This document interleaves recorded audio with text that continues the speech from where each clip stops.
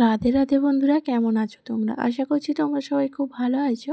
আমিও ভালো আছি। আবারও চলে এলাম তোমাদের সামনে নতুন একটা ভিডিও নিয়ে।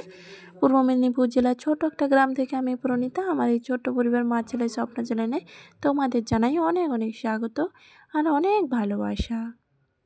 আর আজ হলো সোমবার সকাল থেকে তোমাদের সাথে নিয়ে ভিডিওটা শুরু করলাম। আশা করছি আজকের ভিডিওটা তোমাদের ভালো লাগবে। যদি ভালো লেগে থাকে একটা লাইক করে দিও আর কমেন্টে জানিও ভিডিওটা কেমন হয়েছে। প্রতিদিন তো ঘর থেকেই শুরু করি ভিডিওটা, তবে আজকে ওপর থেকেই ভিডিওটা শুরু করলাম। ওপরে এই যে থালা বাসন, মানে ঠাকুরের থালা বাসনগুলো নিয়ে চলে এসেছি ওপরে এখন থালা বাসনগুলো ধুয়ে মেজে তারপরে এখন ধুয়ে নিচ্ছি। ওপরে সকালবেলায় তো আসতেই হয়, তো সেই জন্য ওপর থেকে ভাবলাম আজকে ওপর থেকেই শুরু করি।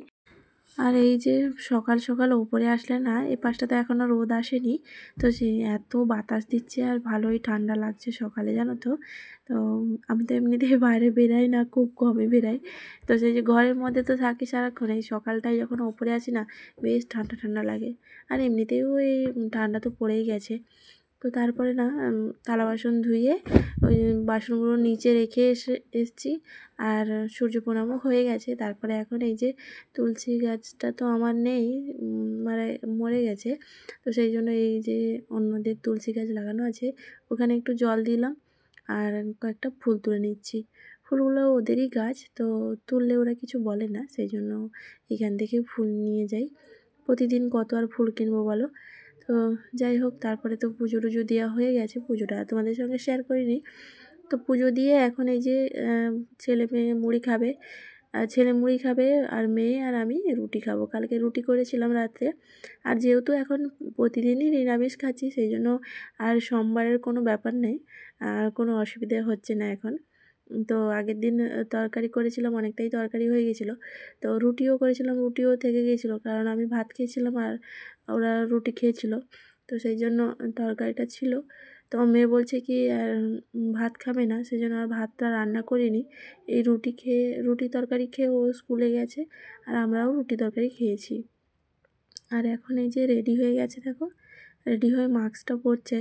মাস্ক পরার কারণ হচ্ছে ওই যে ওর নাকটা এখনও ভালো হচ্ছে না, যত ধুলো ময়লা ঢুকবে, তো সেই জন্য স্কুলে এখন খেলা করাচ্ছে, সেই জন্য ওকে বললাম কি মাস্কটা নিয়ে যা, যখন খেলা করাবে তখন ওই নাকের এ করে নিবি, তো পরে নিবি। তো সেই জন্য ও নিয়ে গেল। আর ব্যাগটা তো এত ভারী হয়ে গেছে কি বলবো, পুরো কাঁধে করে নিয়ে যেতে যেতে ও তো পুরো বেঁকে যাচ্ছে। যাই হোক, মানে এখন 3 ক্লাসের বইগুলো এত ভারী যে মানে কাঁধে নিয়ে বাচ্চারা হাঁটতে খুবই কষ্ট হয়ে যায়। আর ওই যে জলের বোতলে জল নিয়ে নিল, তো ও তো একাই জল টল নিয়ে নেয়, ওকে আমার দিতে হয় না। মাঝে মধ্যে বোতলটা ধুয়ে দিতে হয়, তাহলে ও একাই নিয়ে নেয়। তো এই যে চলে গেল, আমার ছেলে দিতে গেছে। তো আমি এদিকে আবার কী করলাম, রান্না বসিয়ে দিয়েছি। রান্না আমার ভাত হয়ে গেছে আর বেগুন ভাজা করেছি, তো ওটাও রান্না হয়ে গেছে। আর এদিকে পটল তরকারি করব, পটলও ভাজা হয়ে গেল। আর এই যে তরকারিটা এখন তুলবো। তো সেই জানো তো শীতকাল তো, সকালে যেহেতু পুজো টুজো হয়ে যায়, সেই জন্য জলখাবার খাওয়ার পরে সেই বসতে কখন যে 12টা বেজে যায় বোঝাই যায় না। তো এখন পুরো 12টা বেজে গেছে। তো এখন আমি রান্নাটা করছি, ভাত হয়ে গেছে, তরকারিটা বাকি আছে, তো সেই জন্য একটু দেরি হয়ে যায়। পটল ভাজার তেল ছিল কড়াতে, তারপরে আর একটু অল্প তেল দিলাম। তো যেহেতু নিরামিষ তরকারি তো একটু তেল তো বেশিই লাগে, আর এমনিতেই আমরা একটু তেলটা বেশি যেন খাওয়া হয়ে যায়। তো মশলা খুবই কম দিই, কিন্তু তেলটা একটু বেশিই হয়ে যায়। তো যাই হোক, এদিকে দেখো সব মশলাগুলো বাটির মধ্যে নিয়ে নিচ্ছি, একটু জল দিয়ে দেবো। আর আদা টমেটো বাটাটা আগে দিয়েছি, দিয়ে একটু ভালো করে কষিয়ে নিয়ে তারপরে এই যে বাটিতে সব মশলা নিয়ে জল দিয়ে দেবো, কারণ কি শুকনো মশলাগুলো দিলে আবার একটু জল দিতেই হয়। সেই জন্য বাটির মধ্যে নিয়ে নিলে তাহলে ওই জলের সঙ্গে মশলাটা গুলে দিয়ে দেবো, সুবিধে হয় ওর জন্য। তো তাই জন্য এই যে মশলাটাকে বাটির মধ্যে নিয়ে যে জল দিয়ে গুলিয়ে এখন দিয়ে দিলাম। তো তারপরে মশলাটা একটু ভালো করে কষিয়ে নিয়ে পটলগুলো দিয়ে দেবো, যেমন রান্না হয় তোমরা সবাই জানো, আমি আবার বলছি এক্সট্রা করে। তো যাই হোক, এই আর কি। তো এইভাবে রান্নাটা করি বেশ। এখন না নিরামিষ রান্না খেতে আমার ভালোই লাগে, তো আমার ছেলে মেয়েরও কোনো অসুবিধা হয় না, ওরাও খায়। তো তবুও বাচ্চা মানুষ, ওদেরকে মাঝে মাঝে বাইরের জিনিসও খাওয়ানোর চেষ্টা করি। বাইরের জিনিসও খায় ওরা, আমি খাই না, ওরা খায়। তো যাই হোক, দেখা যাক এই মাসটা শেষ হোক, তারপরে ওরা যদি খেতে চায় তো ওদের জন্য রান্না করব আমি। তো আমি আর খাবো না, এটা মন্তব্য করেছি। দেখা যাক, রাধারানীর কৃপা থাকলে অবশ্যই আমি ছাড়তে পারবো। যাই হোক, এদিকে তো মশলাটা কষিয়ে নিয়ে তারপরে পটলটা দিয়ে, পটলটাও ভালো করে 2-3 বার নেড়ে তারপরে জল দিয়ে দিলাম। জল দিয়ে যে এখন ফুটছে, আর এদিকে করেছিলাম আলুগুলো একটু আগে চুড়ে রেখেছিলাম। তো আলুগুলো এখন নুন মাখিয়ে রেখেছিলাম, নুন থেকে ভালো করে চিপড়ে নিয়ে নিলাম। আলু দিয়ে আজকে পকোড়া করব। বাঁধাকপি নেই, সেই জন্য ভাবলাম কি আলুর পকোড়া বানাই। তবে আলুর পকোড়াটা গরম গরম খেলে ভালো লাগে, তো ঠান্ডা হয়ে গেলে না ভীষণ একটা যেন ভালো লাগে না, সেরকম একটা। বাঁধাকপির পকোড়াটা যতটা ভালো লাগে, আলুর পকোড়াটা ততটাই ভালো লাগে না, ওই গরম গরমই ভালো লাগে। তারপরে দিয়েছিলাম একটু কর্নফ্লাওয়ার, তার জন্য তো আরও বেশি শক্ত হয়ে গেছে। তো আমার ছেলেও একটুখানি খেয়েছে, মেয়েও একটু অল্প খেয়েছে। অল্প করেই বানিয়েছিলাম, তার থেকেই অল্প অল্প করে খেয়েছে ওরা দুজন, আমি খেয়েছি। কী করব বলো, বানিয়ে যখন ফেলেছি তখন তো আর ফেলে দেওয়া যায় না, তো সেই জন্য আমাকেই খেতে হয়েছে। তো আর কি আর করা যাবে। তো তারপরে এই যে ঝোলটা আমার হয়ে গেছে, আর ওই পকোড়ার এটা মাখিয়ে রেখে দিয়েছি। মাখিয়ে রেখে এখন এই যে ঝোলটা হয়ে গেছে, ঝোলটা এখন নামিয়ে নিলাম একটু গরম মশলা দিয়ে।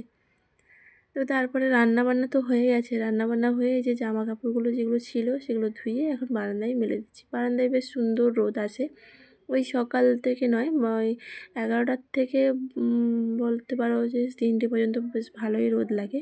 তো আমাকে আর বাইরে মেলতে হয় না উপরে গিয়ে, কিন্তু যখন ভারী জিনিসগুলো হয় তখন ওপরে একটু মেলতেই হয়, না হলে এখানে মেলার একটু অসুবিধে হয়ে যায়, সেই জন্য। আর এখানে তো এমনিতেই আগে আগে বসতাম, কিন্তু এ পাশে যে অন্য যারা আছে, তো সেই জন্য এখানে আর বসি না। আর ভীষণ ধুলো আসে বন্ধুরা, কি বলবো, এত ধুলো সারাক্ষণ। এই জন্য এখন যা ঠান্ডা পড়ে গেছে, জানলা কোনো সময় খুলে রাখি না, সব সময় বন্ধ করে রাখি, তাও এত ধুলো আর কোথা থেকে যে আসে কি বলবো। আর এদিকে জামা কাপড় মেলে চলে এলাম, এই যে গ্যাস ট্যাস মুছে পরিষ্কার করে সব কড়া টড়া সব ধোয়া হয়ে গেছে। আর এদিকে রান্নার যা যা করেছি তোমাদের এক ঝলক দেখিয়ে দিলাম, বেগুন ভাজা, পকোড়া আর পটল আলু তরকারি। ফিরে এলাম সন্ধেবেলা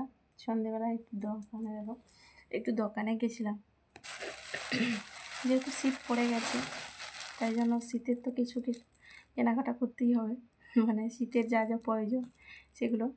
তো সেই জন্য দেখো আমিও গিয়েছিলাম নিয়ে আসতে। এত গায়ে তেল না দিলে তো হয় না, ক্রিমটা নিয়ে আসলেও হয়, তবে ক্রিম নিয়ে আসিনি, আমি তেলটাই নিয়ে আসি। আমি তেলটা আমার যেন ভালো মনে হয়, তো তেলটাই নিয়ে আসছি। ক্রিমটা নিয়ে আসবো, পরে নিয়ে আসবো, এখন নিয়ে আসিনি।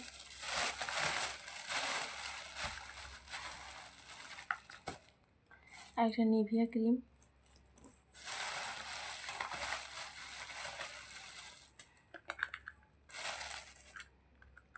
আবারও 2টো ক্লিপ, একটা লিপ বাম, এটাই বাজারে নতুন উঠেছে, 15 টাকা নিয়েছে।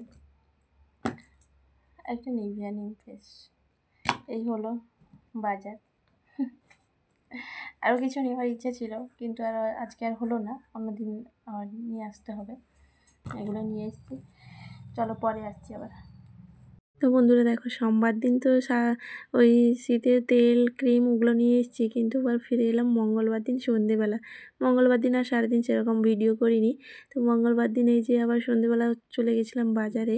বাজার থেকে যে আলু, টমেটো আর ছোলা ভাজা, বাদাম ভাজা, হরলিক্স আর পাউডার দুধ, মানে গুঁড়ো লুচ দুধ, ওইটা নিয়ে এসেছি। পনিরের প্যাকেট নিয়ে এসেছি। আর এখানে আছে সয়াবিন, সিমাই আর চানাচুর। ছেলে তো চানাচুর ছাড়া চলেই না, সেই জন্য চানাচুর আর কাজু বাদাম 50 মতন, আর হচ্ছে ওই গোটা গরম মশলা, মুড়ি, এগুলোই নিয়ে এসেছি বাজার।